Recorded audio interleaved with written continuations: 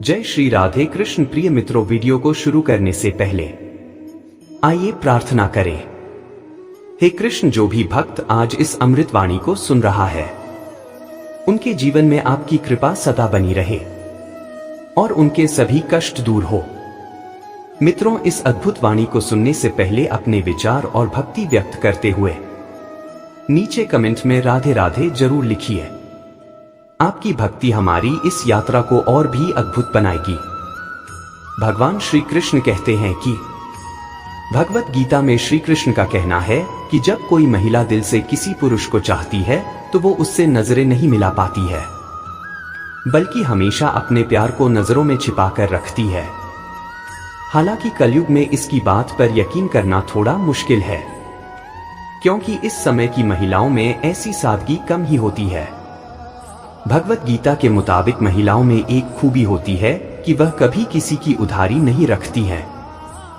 पहले तो वो उधार लेने से ही बचती हैं, लेकिन कभी मुश्किल वक्त में उधार लेने की जरूरत पड़ जाए तो समय पर लौटा भी देती हैं।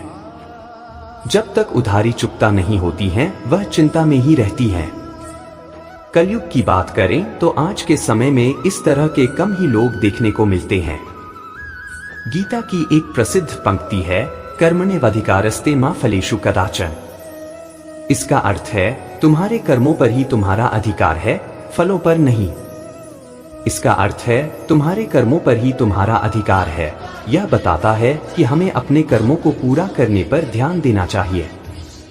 अगर आपके घर में कोई व्यक्ति गंभीर बीमारी से जूझ रहा हो और चिकित्सक भी जवाब दे दें, तो आपको यह करना चाहिए कि रोगी के स्थान के ठीक सामने उसके प्रिय भगवान का चित्र लगा देना चाहिए, ताकि वह अपने आखिरी समय में ईश्वर की भक्ति में मन लगा सकें और उन्हें शरीर त्यागने में अधिक कष्ट न हो। महाभारत के युद्ध के समय जब अर्जुन अपने सगे संबंधियों को देखकर युद्ध करने से मना कर देते हैं, तो श्री कृष्ण समय रोककर उन्हें उपदेश देते हैं और उन्हें उनके कर्म व धर्म से अवगत कराते हैं।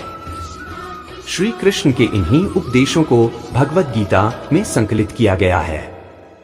भगवत गीता में श्री कृष्ण ने कहा है कि महिलाएं कभी भी अपना प्यार नहीं बांटती हैं।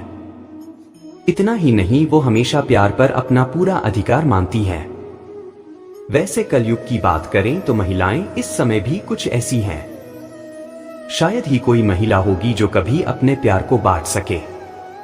भगवान श्री कृष्ण ने बताया कि जब कोई महिला प्यार में होती है या फिर पत्नी बन जाती है, तो अपने पति का इतना ज्यादा ख्याल रखती है कि उसे छोटी छोटी बातें परेशान करने लग जाती हैं। जब प्यार बढ़ता है तो समझ कम हो जाती है, इसलिए उन्हें छोटी परेशानियां भी बड़ी लगने लग जाती हैं।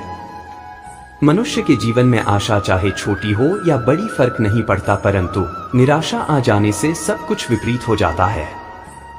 आशा बनाए रखना जरूरी है।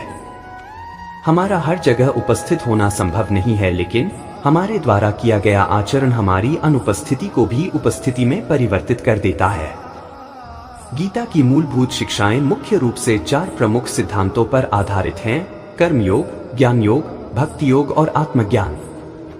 गीता सिखाती है कि व्यक्ति को निष्काम कर्म करना चाहिए, ज्ञान प्राप्त करना चाहिए, भगवान की भक्ति करनी चाहिए और अंततः आत्मज्ञान प्राप्त करना चाहिए। कर्म योग गीता के अनुसार व्यक्ति को अपने कर्तव्यों का पालन निस्वार्थ भाव से करना चाहिए, बिना फल की चिंता किए। इसे निष्काम कर्म कहा जाता है, जहां कर्म को ईश्वर को अर्पित करते हुए निष्पादन करना चाहिए। ज्ञान योग गीता सिखाती है कि आत्मा और परमात्मा के ज्ञान का बोध ही सच्चा ज्ञान है। आत्मा अविनाशी और शाश्वत है और यह शरीर के नष्ट होने पर भी अजरमर रहती है।